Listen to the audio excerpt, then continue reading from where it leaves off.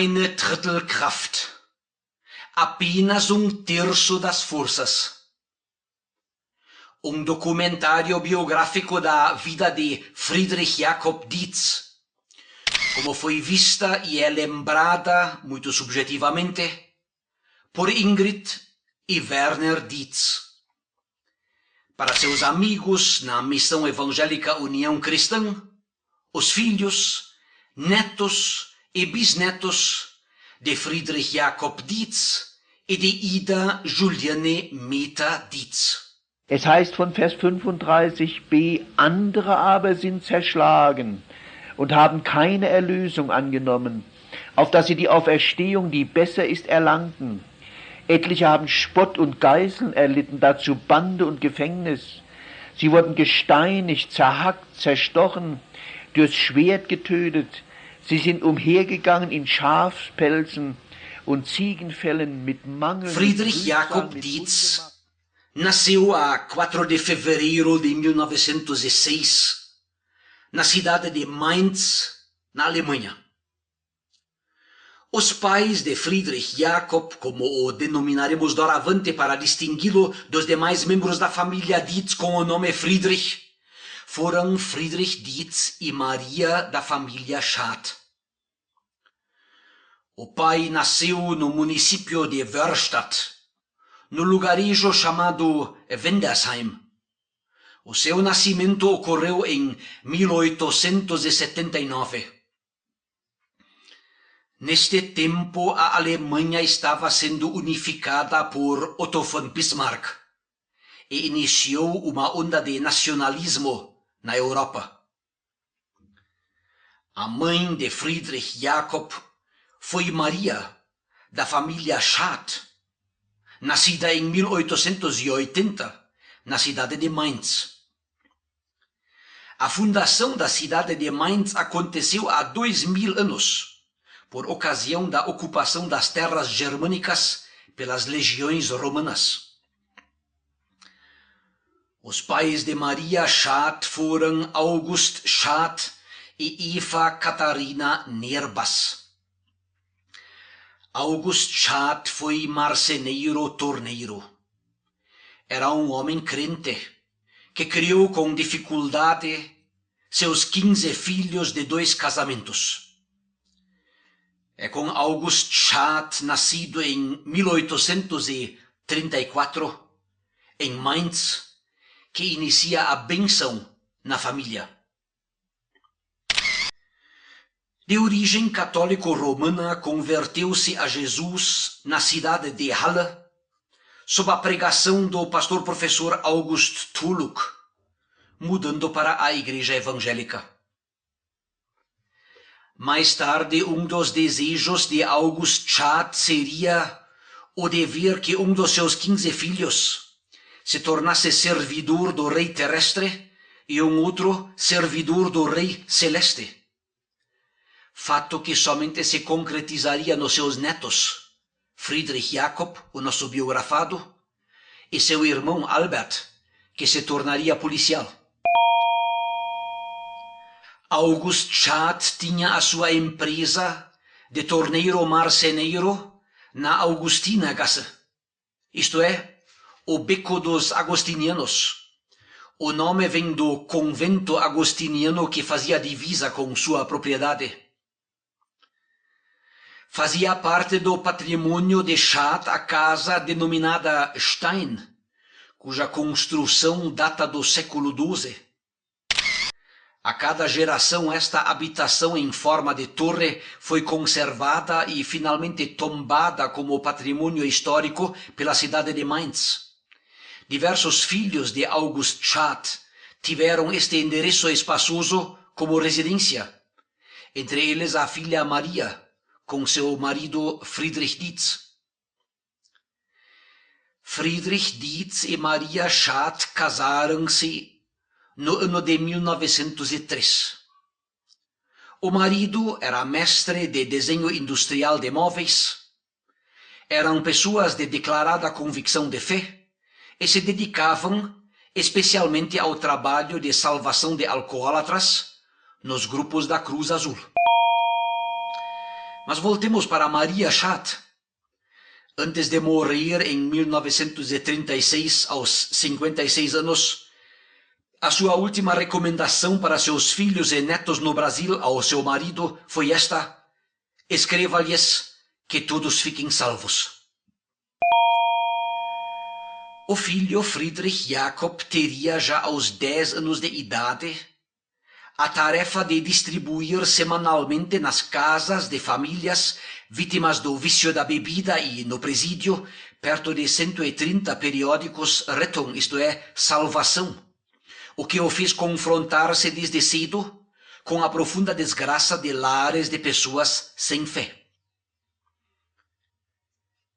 Friedrich Jakob Dietz, de cuja vida estamos tratando nesta série de fotos, nasceu, como já foi visto, no dia 4 de fevereiro de 1906. A infância do pequeno Friedrich Jakob cairia para dentro da eclosão da Primeira Guerra Mundial. O menino cresceu na cidade de Mainz, ao lado do seu único irmão, Albert, que nasceria 2 anos mais tarde. A casa dos pais era o número 6 da Mailandskasse, isto é, da Travessa de Mailand. Desta rua hoje resta apenas uma pequena placa, nesta passagem entre prédios comerciais. Na época do nascimento de Friedrich Jakob, estava em voga na Alemanha o movimento socialista, das pregações dos seguidores de Marx e Engels, com suas esperanças utópicas de igualdade e fraternidade. Esta ideologia mais tarde produziria tanta desgraça e morte, com a ascensão ao poder do proletariado, quando da Revolução Comunista na Rússia, em 1917, e da vitória do socialismo nacional de Hitler na Alemanha em 1933. No mesmo dia em que nascia em Mainz Friedrich Jakob, nasceu em Breslau o mais tarde mártir Dietrich Bonhoeffer.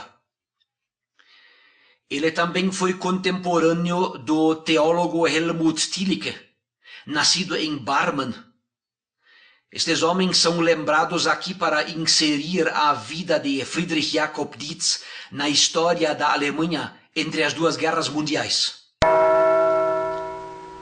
1906, o ano do nascimento de Friedrich Jakob, foi também o ano em que o Deutscher Verband für Evangelische Gemeinschaftspflege und Evangelisation, a entidade que congrega na Alemanha os círculos do pietismo, tomou 2 decisões históricas.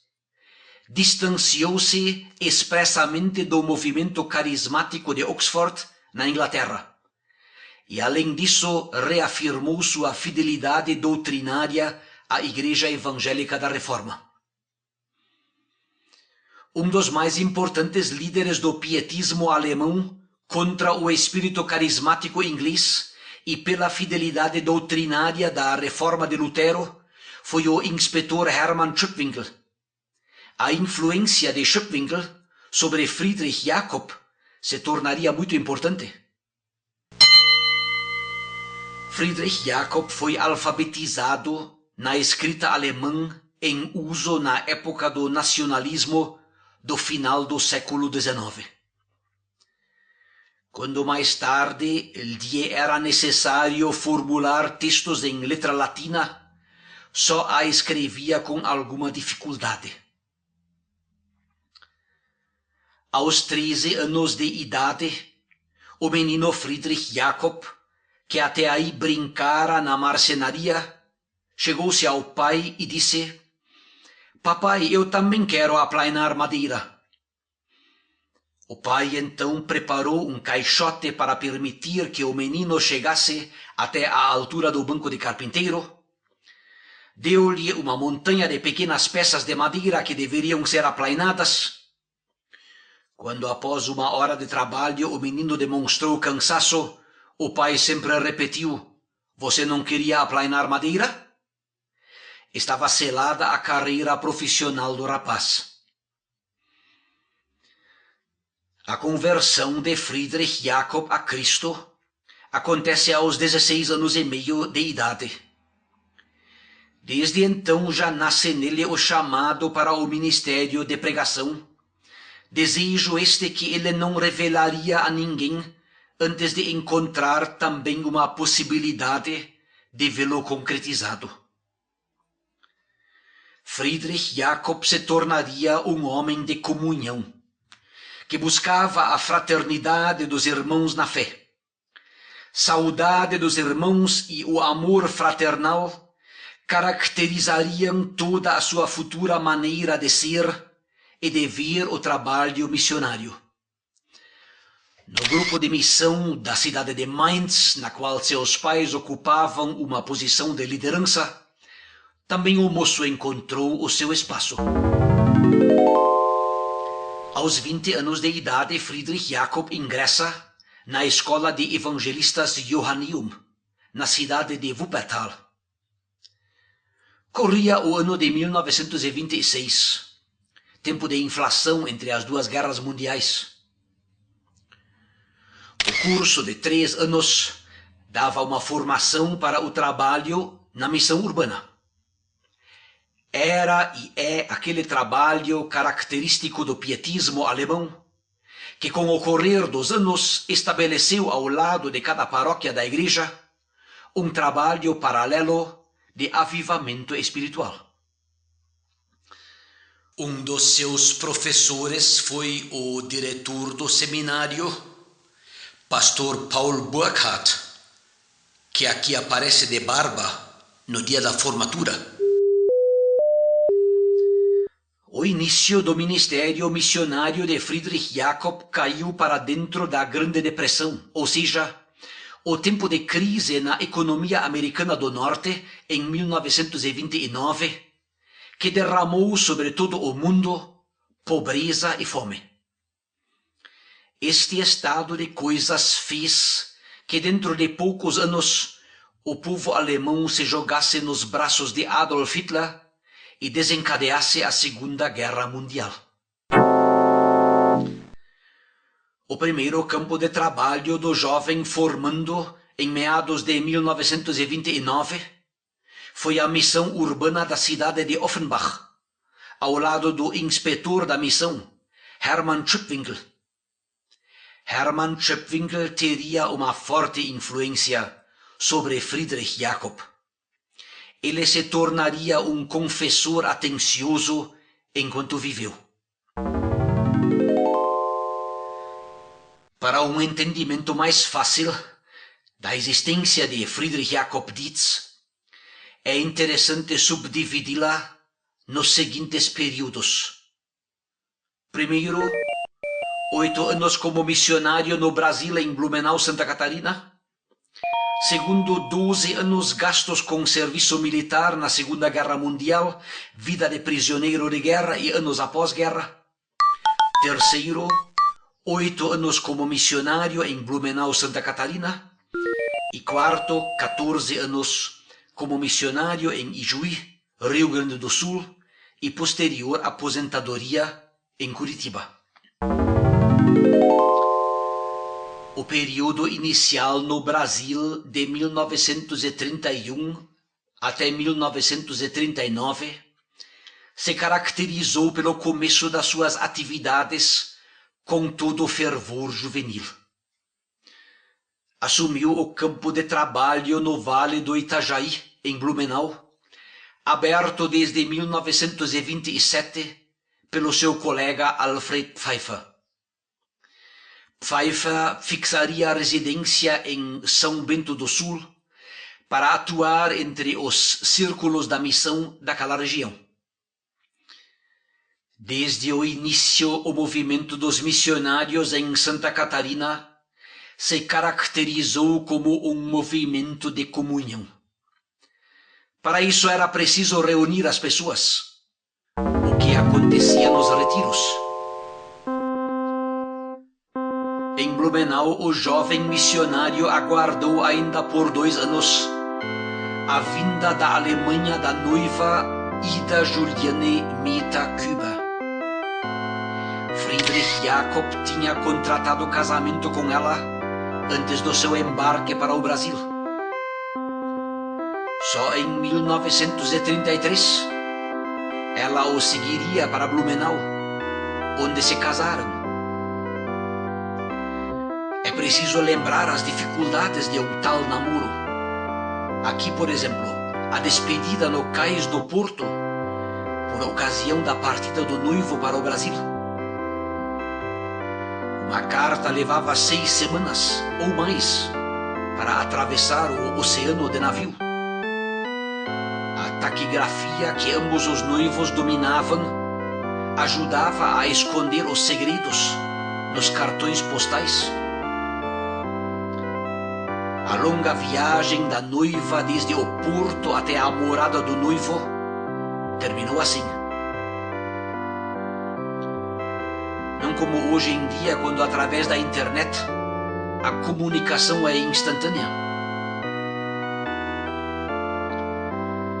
Em Blumenau nasceram ao casal os filhos Maria Friedenreich, Friedrich e Elisabeth, que por isso receberam cidadania brasileira. O campo de trabalho da missão se estendia por todo o vale do Itajaí, desde Blumenau até Rio do Sul e Taió, chegando a Rio das Antas. Nestes primeiros anos em Blumenau, foi construída a primeira moradia do missionário, no bairro Vila Nova, casa que previa um pequeno salão de reuniões. Nesta casa aconteceriam os retiros e treinamento de colaboradores leigos. Aqui vemos a casa, em 1955, já infestada de cupins, poucos anos antes de ser demolida. Ela daria lugar ao novo salão de reuniões, menos exposto ao perigo das enchentes. Ela serviria durante 30 anos de salão de reuniões para estudos bíblicos, escola dominical, retiros, reuniões de jovens e todas as demais programações pertinentes ao trabalho da Sociedade União Cristã, além de acomodar a família do obreiro missionário. Sem falsa modéstia, Friedrich Jakob Dietz, no final da sua vida, lembrou com gratidão a Deus o período em Blumenau antes da guerra. Foi um tempo de bênção, quando quase diariamente acontecia uma conversão a Jesus. Esta colheita para a eternidade talvez possa ser explicada com o fato de ter havido até aí o que com um termo da vida econômica moderna se chamaria de demanda reprimida por pregação evangelística. Esta fez com que as pessoas despertadas procurassem a comunhão dos irmãos da missão logo que eles chegaram. Como pessoa que via a comunhão entre irmãos como um princípio de seu ministério e primeira experiência importante da vida de fé em sua juventude, Friedrich Jakob Dietz se esforçava por promover o treinamento dos irmãos para a sua responsabilidade de serviço no testemunho do Evangelho. Uma das suas preocupações foi, por isso, que o incipiente trabalho missionário definisse para si uma pequena estrutura administrativa. Esta permitiria a participação organizada de um maior número de irmãos na responsabilidade de aplicar de forma transparente os recursos financeiros que normalmente circulam até no menor e mais fraterno círculo de irmãos. Os 8 primeiros anos passados no Brasil, antes da Segunda Guerra Mundial, fortaleceram em Friedrich Jakob Dietz o amor ao trabalho missionário. A integração com os irmãos o fizeram deitar raízes nesta terra. A sua saída da Alemanha em 1931, ainda cercada por um clima de aventura juvenil, deu lugar à confirmação da vocação específica para o trabalho missionário no Brasil. Houve também resistência contra o trabalho da missão no Brasil. O temor de os missionários serem representantes de seitas que naquela época estavam seduzindo os membros da igreja evangélica, como pessoas adventistas ou das testemunhas de Jeová, este temor fez com que certa vez o missionário Pfeiffer fosse alvo de tomates e ovos podres. Também Friedrich Jakob Dietz, certa ocasião, foi alvo de uma emboscada. Uma árvore cortada e jogada sobre a estrada interrompeu o caminho pelo qual o missionário deveria voltar de Aranha. Um tonel com óleo queimado já estava preparado, no qual queriam mergulhá-lo. Por providência de Deus, Friedrich resolvera fazer uma visita, e para isso usou um atalho que o levaria ao mesmo destino. Em vez dele, passou naquela hora pela emboscada o prefeito do município em pessoa, que desfez os planos malvados. Não se pode imaginar o que poderia acontecer naquela solidão e escuridão das estradas escuras, através da Mata Virgem. Um fósforo e o óleo poderia ter custado a sua vida.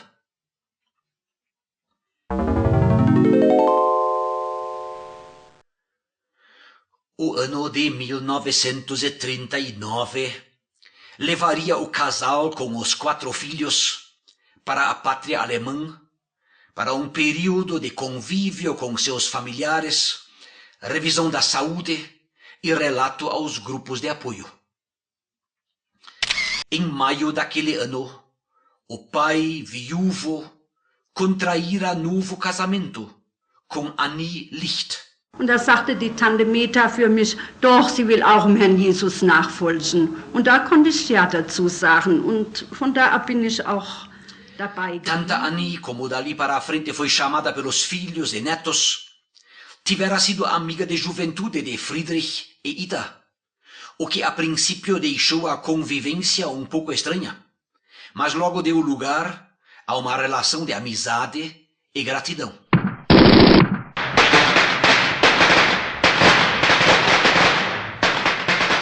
A 2 de setembro de 1939, irrompeu a Segunda Guerra Mundial com a invasão da Polônia por Hitler. Este acontecimento mudaria todos os planos e o destino da família. Com o início da guerra, em junho de 1940, Friedrich Jakob foi impedido de sair do país e voltar ao Brasil. Em vez disso, foi convocado para o serviço militar. O Führer precisaria de todos os homens para a defesa da pátria.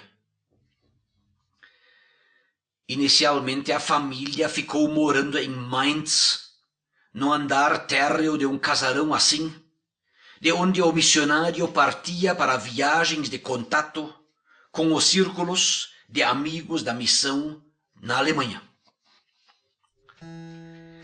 Nasceria o 5º filho, Emil.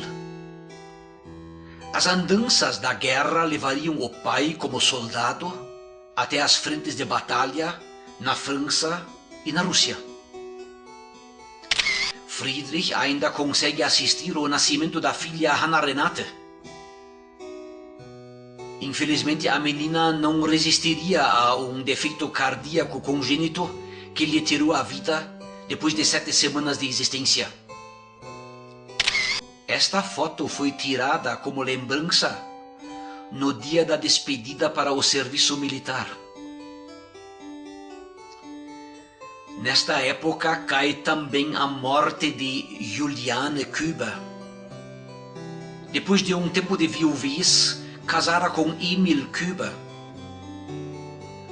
Juliane somente chegaria à fé bem mais tarde na sua vida, juntamente com a filha Ida.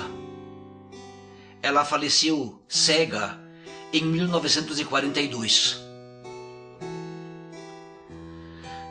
Diante do perigo das bombas inglesas sobre as cidades maiores, a mãe e os filhos foram evacuados para o interior do Taunus, para as cidadezinhas de Katzenelnbogen e Klingelbach, respectivamente. Lá foram distribuídos em casas de famílias. Como pai de família numerosa, no último ano da guerra, Friedrich foi aproveitado na retaguarda.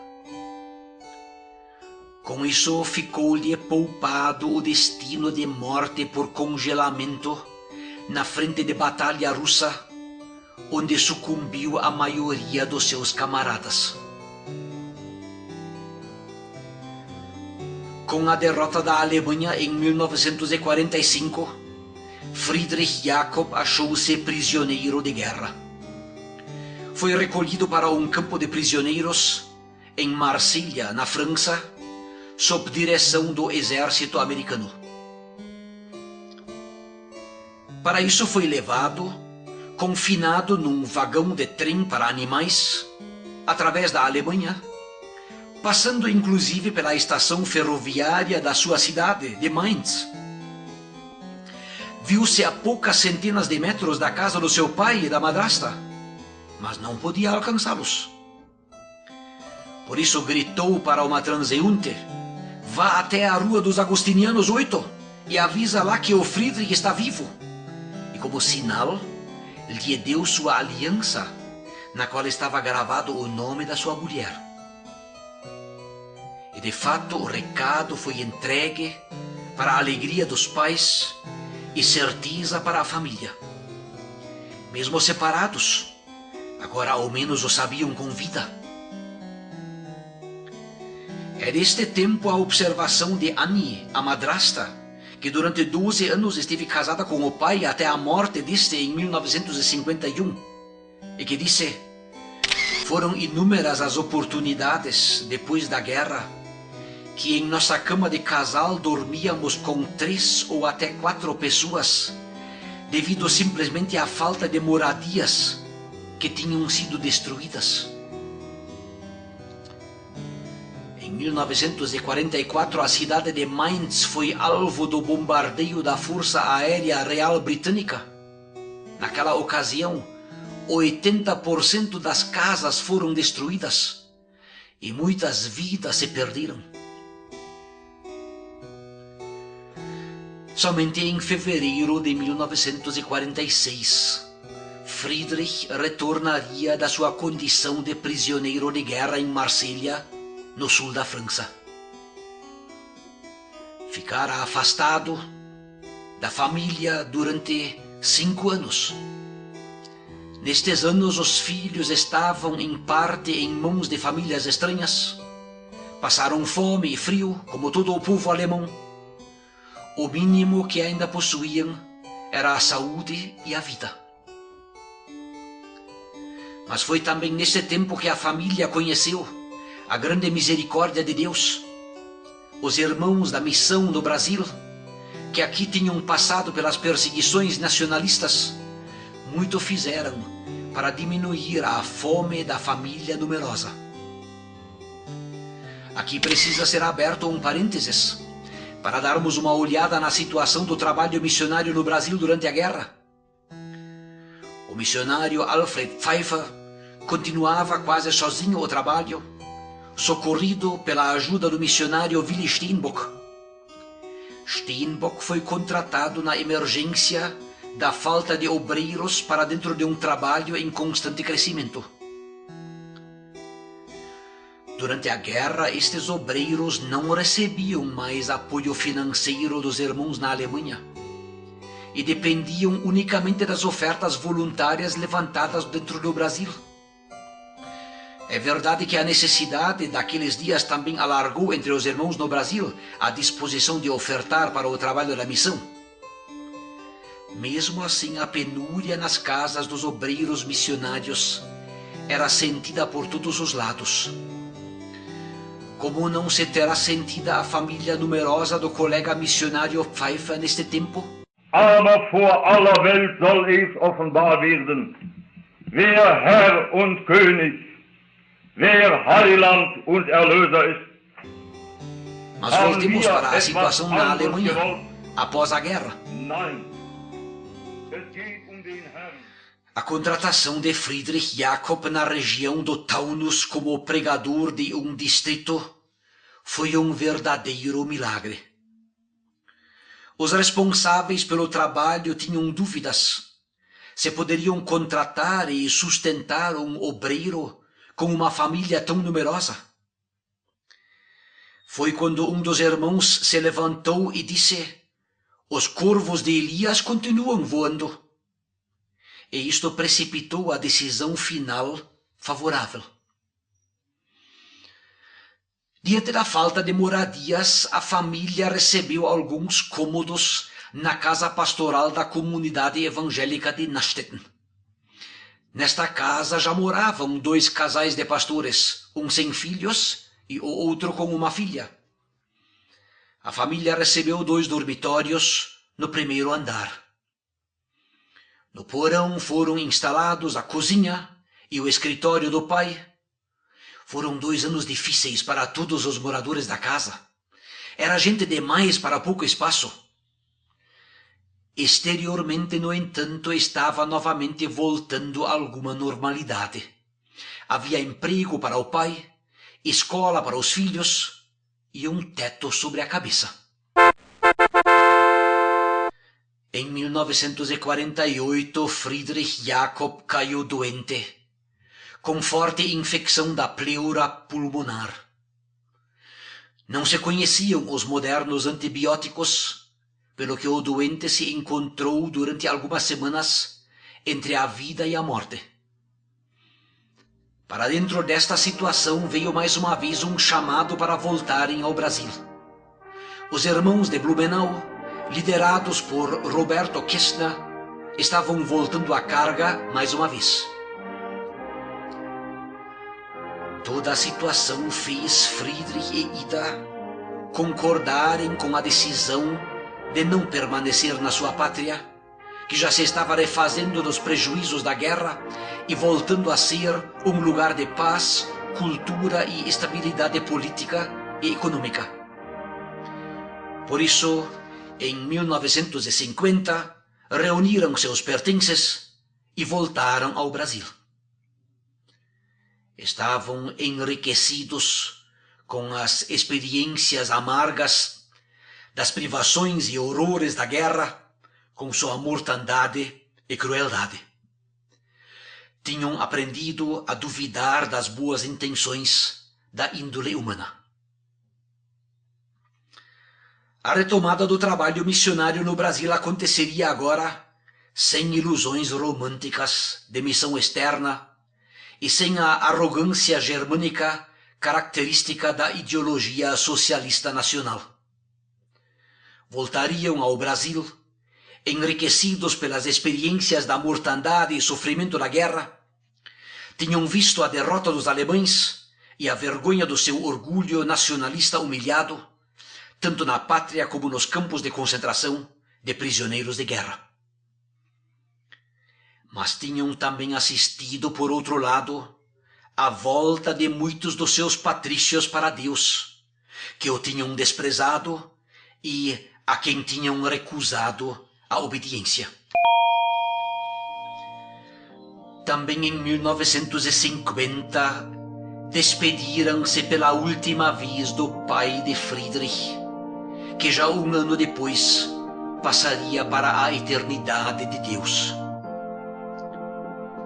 Desde aquela ocasião, a estação ferroviária de Mainz e mais tarde o aeroporto de Frankfurt seria um lugar de muitas lágrimas de despedidas e de saudades que um dia estarão contadas na eternidade.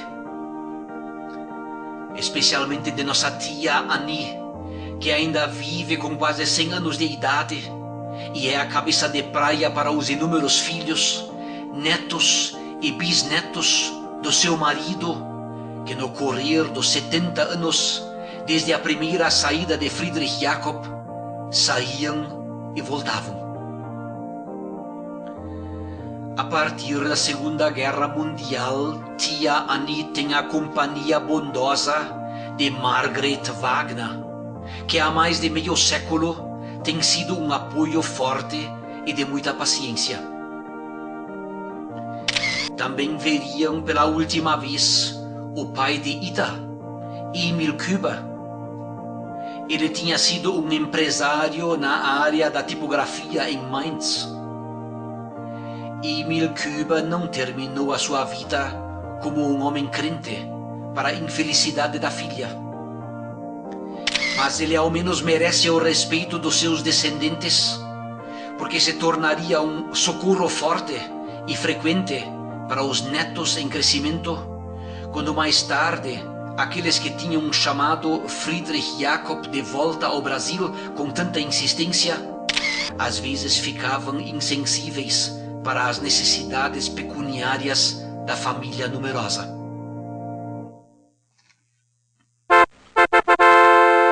Voltaram a Blumenau.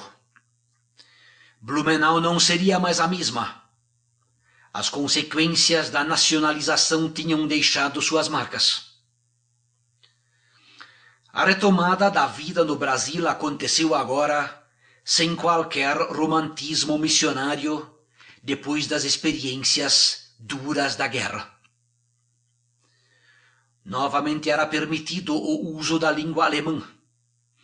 O casal nunca chegou a usar a língua portuguesa no trabalho da missão. Não precisava. Havia campo suficiente em alemão. Os 7 filhos do casal estavam entrando na vida e procurando seu caminho, também entre o povo de Deus. Também profissionalmente procuraram achar o seu lugar. Os mais velhos trabalhavam. Maria começou o ateliê fotográfico, o Fotodienst, em Blumenau, aproveitando-se de um hobby do pai. Graças a ela, muitas das fotografias aqui mostradas foram feitas. Friedenreich Affiti também optou pelo ramo fotográfico, para o que fez um treinamento em Curitiba. Naquela cidade ela se casou mais tarde com o Cristiano Zwina, falecido já em 1972. O filho Friedrich, então com 14 anos de idade, teve que enfrentar as circunstâncias duras de um aprendiz de marceneiro entre colegas nem sempre muito interessados numa vida em temor a Deus. Elizabeth iniciou o ginásio, onde encontrou não poucas dificuldades devido ao fato de ainda não conhecer suficientemente a língua portuguesa. Emil e Hannah foram matriculados no grupo escolar municipal Machado de Assis, na Itaupava Seca. Werner frequentou o jardim de infância na comunidade evangélica, também na Itaupava Seca, em Blumenau. De início, Friedrich Jakob fazia suas viagens ou de trem até Rio do Sul e Ibirama, ou de motocicleta quando o destino era próximo. As estradas já permitiam um trânsito motorizado. Também se usava o ônibus, além de outros meios de transporte. Em 1954, pôde ser adquirido para o distrito Blumenau o primeiro automóvel. Tratava-se de um Chevrolet Ramona, ano 1928. Um carro com carroceria aberta, sem portas. Não se sabia o que eram amortecedores, o que fazia com que ele saltava em cada buraco como um canguru.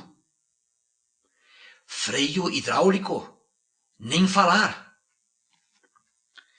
Para trocar um pneu, trabalho que hoje em dia necessita de 10 minutos, se precisava um meio-dia.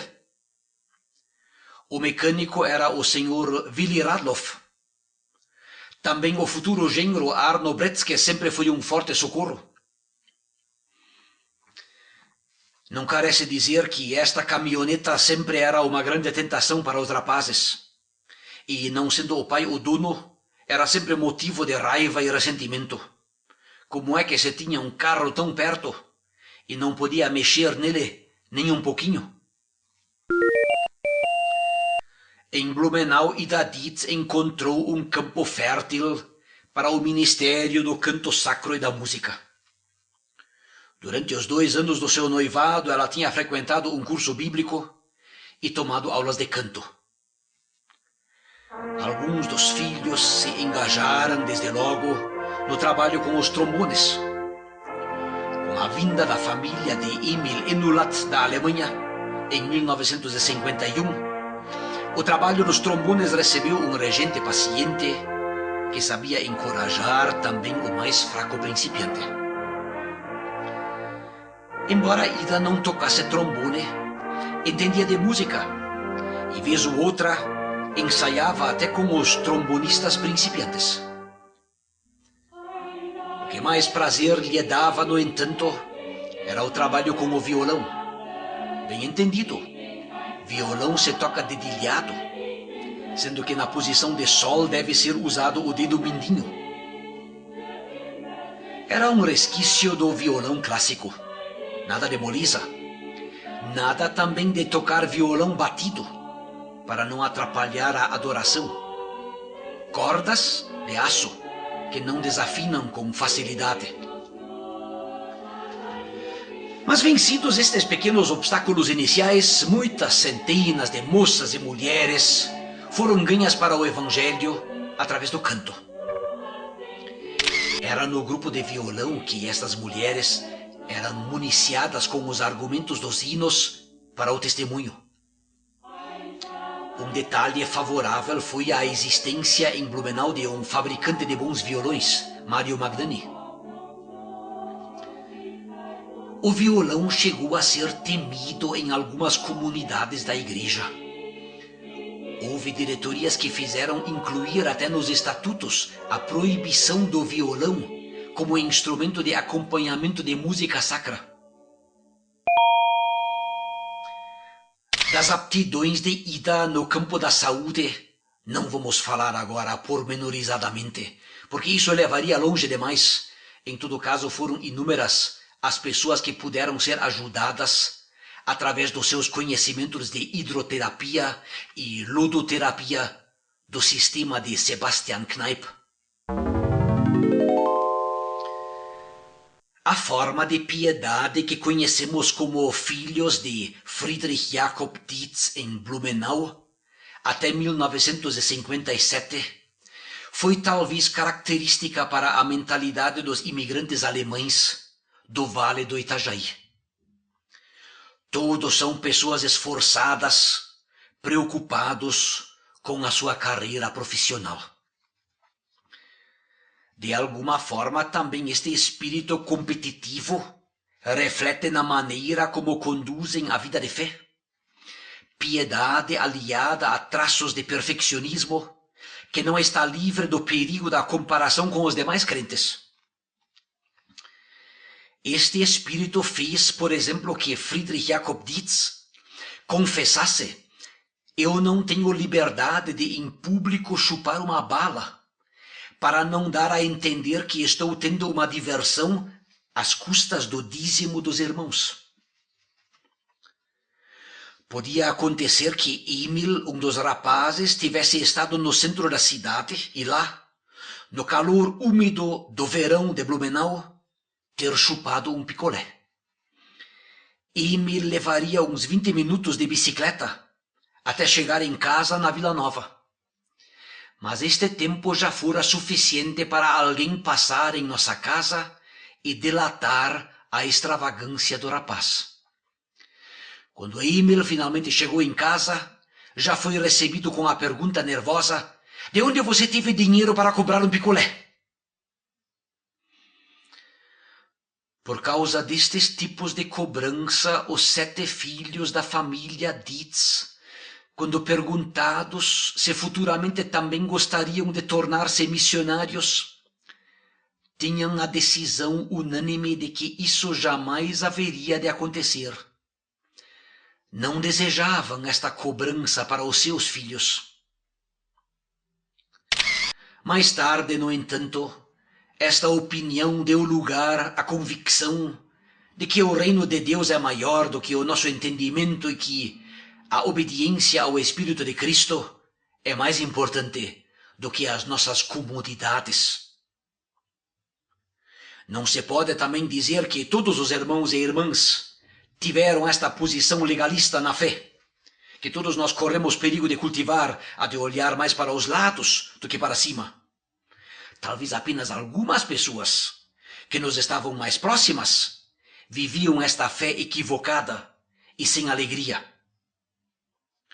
Se um ou outro irmão olhava mais para o lado do que para cima, desta forma se desviando do caminho normal da fé, isto não haveria de impedir que nós mesmos tentássemos viver no temor a Deus, seja nos trabalhos da escola dominical, ou entre o grupo de moças em uma visita no jardim zoológico, ou nas outras atividades nos grupos da missão. O pai tentou preparar algumas fotos exóticas para mostrar em uma eventual visita aos amigos na Alemanha. Os retiros de jovens geralmente eram organizados ou para rapazes ou para moças. Talvez a inexistência de instalações apropriadas exigia esta separação. Ainda está por ser analisado se um retiro especificamente para rapazes ou moças não é mais bem aproveitado do que um retiro misto. Na década de 60, somente a igreja promovia congressos de jovens para ambos os sexos. Mas também na missão a modalidade mista acabaria por caracterizar os retiros de jovens, talvez devido à construção de lugares de retiro mais adequados. Friedrich Jakob Dietz se dedicava de corpo e alma ao trabalho missionário. Se durante o correr do ano o contato com a família sofria com as suas frequentes ausências em viagens, ele tentava recuperar as oportunidades perdidas, reservando datas especiais para a família. Estas datas eram geralmente o segundo dia do Natal, do Ano Novo e o segundo feriado da Páscoa. Eram os dias de piquenique da família. Neste dia ninguém devia assumir um compromisso particular, mas se fazer presente no programa da família. Estes foram os melhores anos para os Dietz como família. Nestas ocasiões o pai também se podia revelar bastante descontraído, o que normalmente nem sempre era o caso. Era possível também que algum dos irmãos convidava um dos seus amigos para esta ocasião.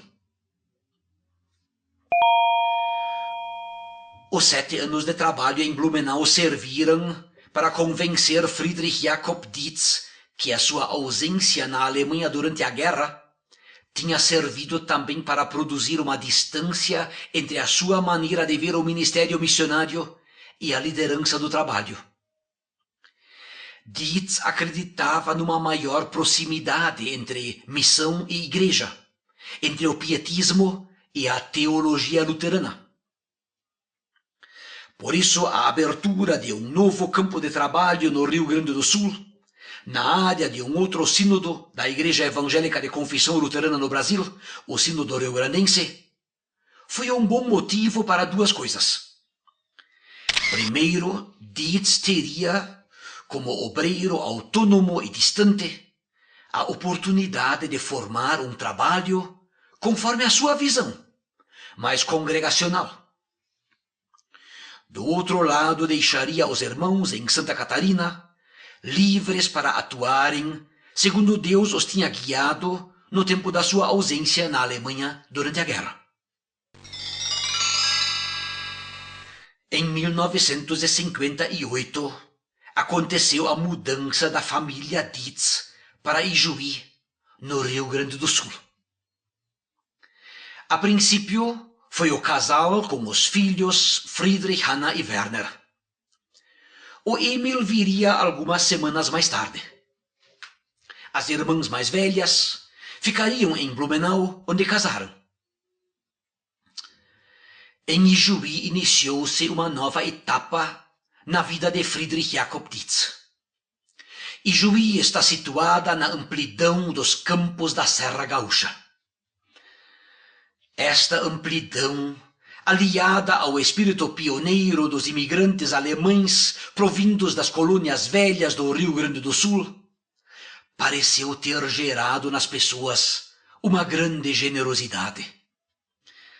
Na cidade de Ijuí, o trabalho missionário da Sociedade União Cristã contou desde logo com a abertura do presbitério da Comunidade Evangélica de Ijuí, presidido pelo senhor Eugênio Zimmermann.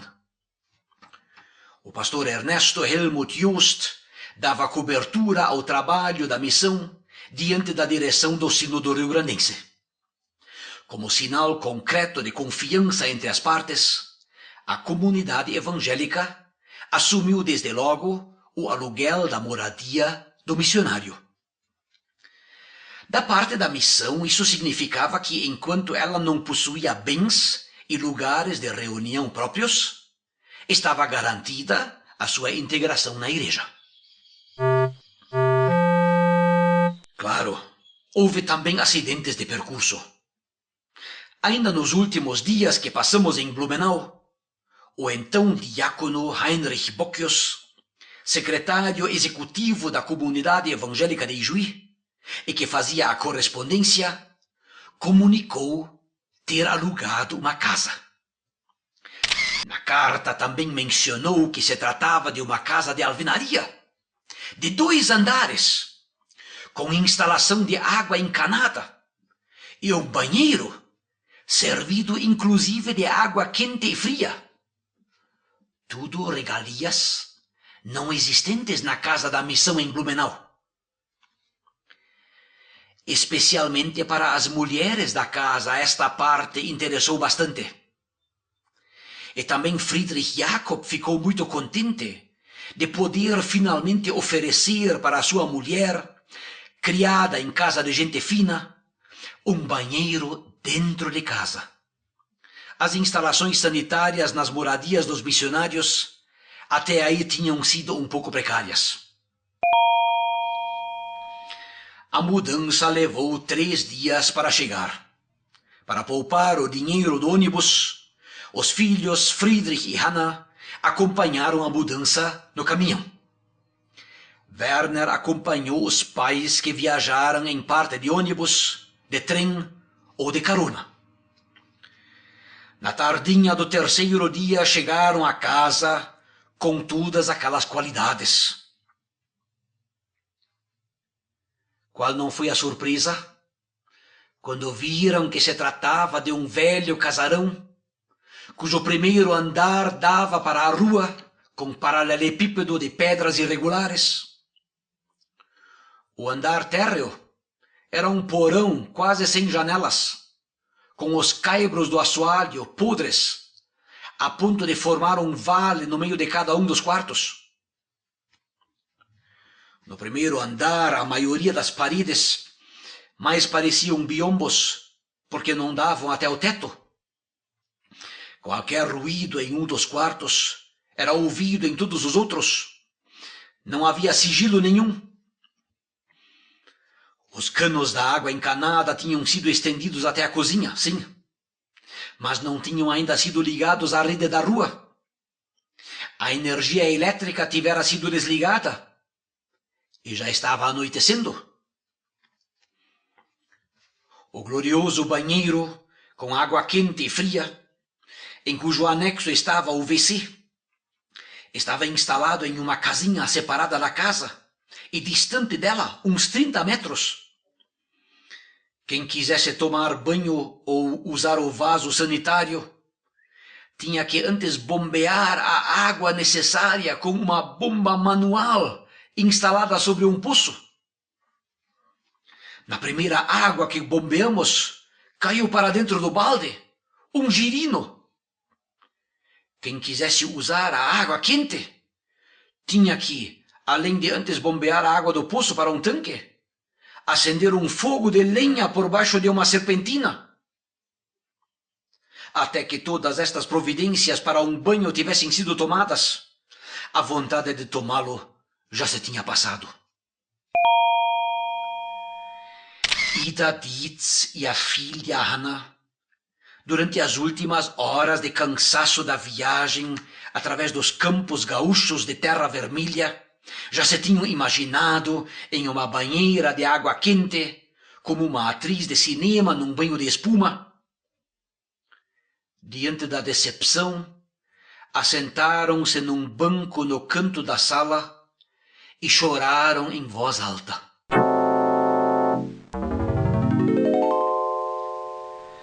Esta decepção inicial não fez o casal Friedrich e Ida Dietz esquecer o propósito da sua vinda para Ijuí. No Rio Grande do Sul, a missão estaria muito mais próxima da igreja do que em Santa Catarina. Esta proximidade teve algumas consequências. A pregação do missionário não podia ter como conteúdo a crítica fácil dos erros da igreja. Não bastava dizer que o batismo não salva, ou que o pagamento da contribuição à igreja não leva para o céu. Era preciso deixar claro o proprium, o objetivo específico da missão. Este teria que ser encontrado na história do pietismo alemão e na exegese da Bíblia. Arthur Klepsch, que em 1965 foi admitido no Ministério Missionário em tempo integral, certa ocasião lembrou: o irmão Dietz sempre dizia, os comentários exegéticos foram feitos para serem lidos. Esta preocupação com a doutrina e a exegese foi importante no confronto dos missionários com os pastores do Sínodo Rio-Grandense.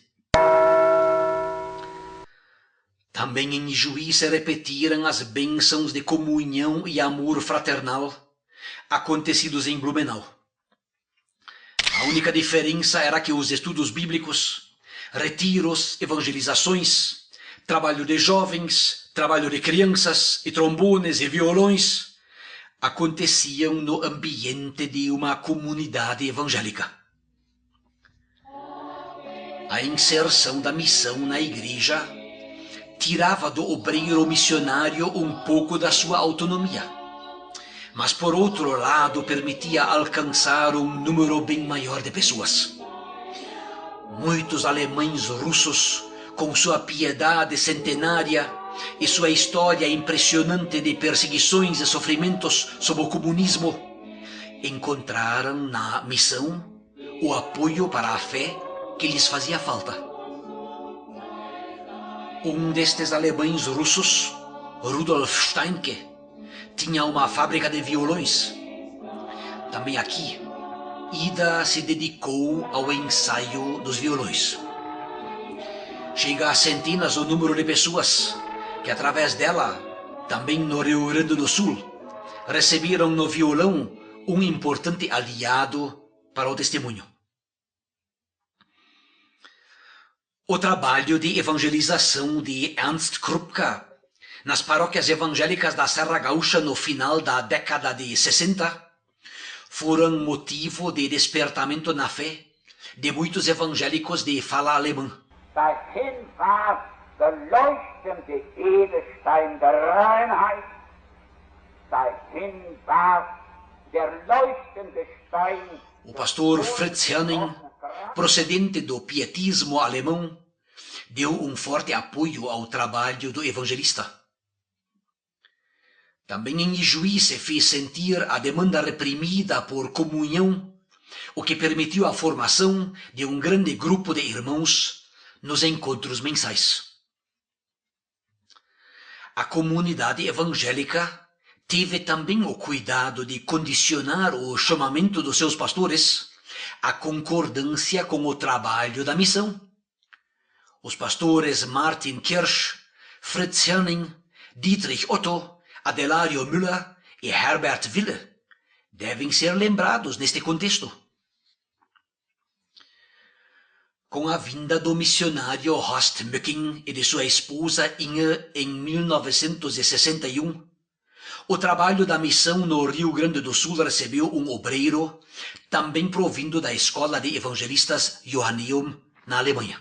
Und wenn in den vorhin zitierten Bibelstellen davon die Rede ist, dass die Bedingung, das Heil nun ins Leben hineinzubekommen, Glauben ist, oder in Christus sein, oder nach dem Geist wandeln, dann ist das auch eine Sache, foi exegeta esmerado, que desde logo tentou trabalhar dentro dos princípios de integração entre missão e igreja. Com ele, a missão pôde dirigir-se mais aos jovens e às pessoas sem ascendência alemã. Möcking fizera curso de línguas e dominava o português. Horst Möcking desenvolveu uma relação de amizade, gratidão, respeito e obediência que muito bem fez a Friedrich Jakob Dietz, que a partir de 1964 começou a manifestar os primeiros indícios de enfermidade.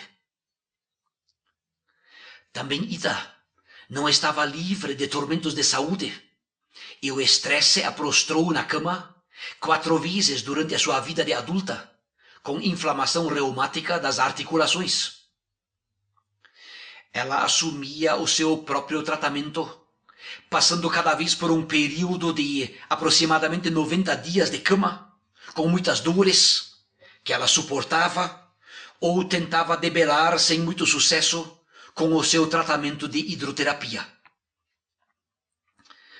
Apesar de todos os esforços em termos de hidroterapia e medicina natural de Ida, não foi possível descobrir em Friedrich Jakob a causa de uma grande fraqueza física que se manifestava. O diabetes iria ser uma das causas desta astenia. Hoje, mais de 30 anos depois, talvez se tivesse procurado a origem do constante cansaço numa depressão, mas naquele tempo não existia nem diagnóstico, nem tratamento especializado nesta área.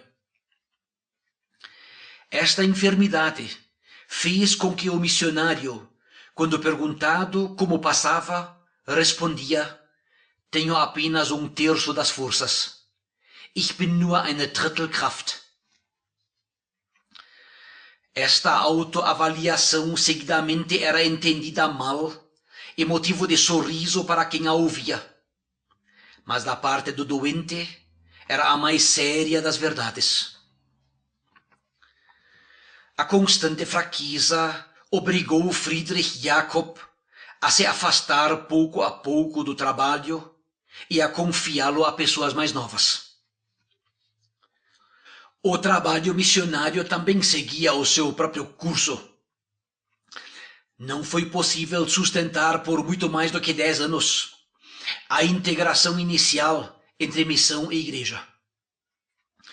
Pouco a pouco haveria de se fazer sentir uma separação pragmática. Vejamos agora algumas palavras de Friedrich Jakob.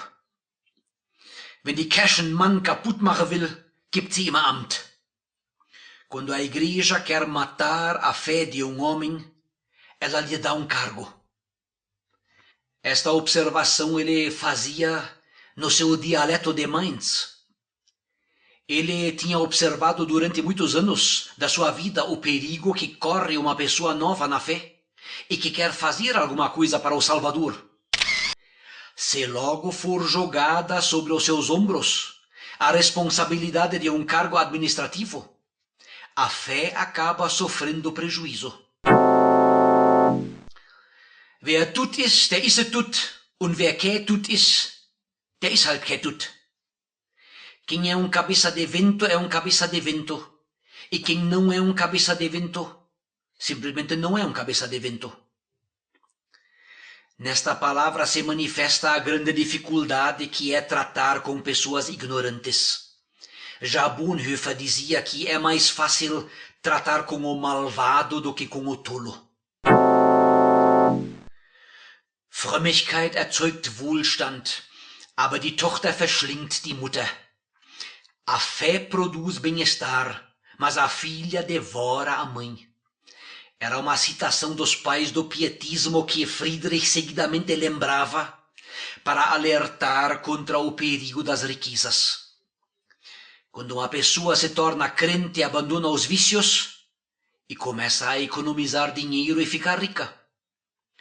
Só uma vida disciplinada de contribuição fiel, também na forma de dízimo, guarda nesta tentação. Eher wird die Rio-Grandenser Synode katholisch, als dass die Gemeinschaftsarbeit eine eigene Kirche wird. O Sínodo Rio-Grandense vai ficar católico antes que a nossa missão se torne uma igreja independente. Ele se servia desta afirmação para conquistar a confiança das paróquias da igreja. Ainda está por ser provado se a sua fé na convivência da missão com a igreja seria um cheque com fundos, ou se mais dia menos dia se concretizaria a lei de Murphy de que um acidente que pode acontecer certamente ocorrerá, dependendo apenas do decurso de tempo.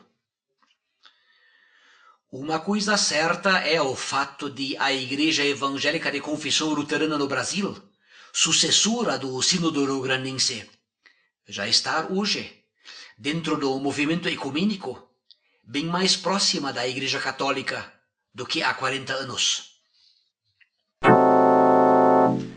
Bücher sollten hinter Glas aufgehoben werden. Os livros deveriam ser guardados atrás de portas de vidro. Isso diz um profissional marceneiro, dono de uma biblioteca de uns 3.000 volumes, que viu os seus livros se deteriorar na poeira de prateleiras abertas e debaixo da luz do sol. Lasst uns mit den Unheiligkeiten der Heiligen heilig umgehen. Vamos tratar os pecados dos santos com santidade. Antes de julgar os irmãos e medi-los com a palavra de Deus, Friedrich Jakob Dietz submetia a si mesmo ao julgamento dela, o que o fazia tratar com misericórdia os pecados dos irmãos. Du studierst einmal und wirst Arzt, und wenn ich pensioniert bin, bezahlst du mir jedes Jahr eine Deutschlandreise. Você vai estudar para frente e ser médico, e quando eu estiver aposentado, me vais pagar anualmente uma viagem para a Alemanha. O seu medo de sucumbir culturalmente no Brasil e a tentativa de incentivar os seus filhos ao estudo eram o motivo de ele fazer esta insinuação. Ele não sabia que não só a Alemanha tinha um Goethe, mas também Portugal tem um Camões, e o nosso país pode não ter uma história milenar, mas tem potencialidades culturais e econômicas importantes que se aprimoram mais e mais. Die Menschheit muss sich immer mit etwas aufregen. Wenn es mal nicht Probleme im eigenen Land sind, dann ist es der Halley'sche Komet. A humanidade sempre precisa um assunto para se afobar. Se não for algum problema próximo, então ela se preocupa inutilmente com um problema distante, como o cometa de Halley. Ou lá no interior de Santa Catarina, brigam sem motivo por causa de um campeonato longínquo entre o Palmeiras e o Corinthians, lá de São Paulo. O cometa de Halley só aparece a cada 70 anos, mas sempre de novo serve para desviar as pessoas daquela uma única coisa que é necessária, a preocupação com o Salvador. Die Tragik der evangelischen Kirche ist, dass sie Ehre austeilt. A tragédia da igreja evangélica é que ela distribui honra. É trágico quando o nosso trabalho de testemunho em missão e igreja é motivado pela busca de prestígio e não pelo motivo do humilde andar com o nosso Deus. Euren Großvater hat gesegnete Finger gehabt. O avô de vocês tinha dedos abençoados. Com esta palavra, ele queria incentivar os filhos marceneiros ou fotógrafos a capricharem no aprendizado da sua profissão. Ele conhecia demais profissionais que só estragavam matéria-prima e outros que produziam coisas aprimoradas. Essen wollt ihr, aber arbeiten? Comer vocês querem, mas trabalhar que é bom, não. Era uma frase dita na brincadeira com intenção de atiçar quem não estava ajudando. Henkelpottsklave, escravo de marmita, era outra expressão de incentivo para o estudo. Quem não quisesse estudar na escola ou se esforçar em seu aprendizado profissional, era lembrado que o último degrau para a pessoa sem instrução é ser operário boia-fria da prefeitura ou estivador sem treinamento profissional e que tem de se satisfazer com uma marmita na hora do almoço debaixo do sol quente. Sobre os filhos de Friedrich Jakob Dietz e de Ida Juliane Meta Dietz, há que registrar que Maria Juliane, casada com o pastor João Pedro Bruckheimer, faleceu em 1991 e está sepultada em Florianópolis. Seus filhos são Susanne, Martina, Rainer, Pedro Amadeus e Andrea. Friedenreich vive com o seu segundo marido Wolfgang Gude no sul da Alemanha. Seus filhos são Cristiano Carlos Zwina Filho, Werner Udo Zwina, Andreas Zwina e Sônia Pereira. Friedrich, casado com Eli Krosinski, é pastor e responsável por um pequeno lar de aconselhamento bíblico em Curitiba. Seus filhos são Hanna Tabia, Friedrich Daniel, Wilhelm, Liselotte Rebecca, Sara Maria e Silas. Elisabeth vive com seu marido Arno Bretzke em Blumenau. Seus filhos são Jonathan, Rubens, já falecido, William, Ruthild, Monika, Matthias, Esther, Clemens, Milka, Annette e Marianne. Emil é casado com Astrid Julia Löw e vive em Curitiba. Seus filhos são Ulrich Andreas, Frank Thomas, Lídia Renate e Cristina Claudete Pereira. Hanna é casada em Faxinal, no norte do Paraná, com Ulrich Batz, fazendeiro. Seus filhos são Bodo, Cornélia, Regina e Hagen. Werner é casado com Ingrid Lydia Löw, irmã de Astrid Löw, casada com o irmão Emil. Ele é pastor da Igreja Evangélica de Confissão Luterana no Brasil, em Leoberto Leal, no interior de Santa Catarina. Seus filhos são Rolf, Martin, Christiane e Marcos. Limitamo-nos à simples menção destes descendentes, que por sua vez têm filhos e netos. Em dezembro do ano 2000, foram ao todo perto de 120 pessoas. Friedrich Jakob Dietz viveu os últimos 8 anos de vida até a sua morte a 13 de maio de 1981, na cidade de Curitiba. Os 4 últimos anos da sua vida estivera acamado, vítima de derrame cerebral e dependendo do cuidado de Ida Dietz. Se iniciamos a nossa série de fotografias com o título Nur eine Drittelkraft, apenas 1/3 das forças. É um grande consolo saber que no reino de Deus não valem os critérios do reino deste mundo. Porque no reino de Deus o poder se aperfeiçoa justamente na fraqueza, 2 Coríntios 12, 9. Friedrich Jacob acompanhava de longe a evolução do trabalho da Missão Evangélica União Cristã, a qual tinha dedicado os melhores anos da sua vida. Horst Möcking, que durante 6 anos partilhou com Friedrich Jacob Dietz a tarefa da missão no Rio Grande do Sul, em um artigo tentou caracterizar em poucas palavras a personalidade dos missionários pioneiros. Referiu-se ao missionário Alfred Pfeiffer, dizendo que no exercício da autoridade e severidade paternal, este poderia ser visto como o pai da missão evangélica. Enquanto isso, Möcking descreve Friedrich Jacob Dietz como conselheiro carinhoso e o lembra como a mãe da missão evangélica. Vez ou outra, alguma visita que passava em Curitiba lhe dava o prazer da comunhão e da lembrança das bênçãos do passado.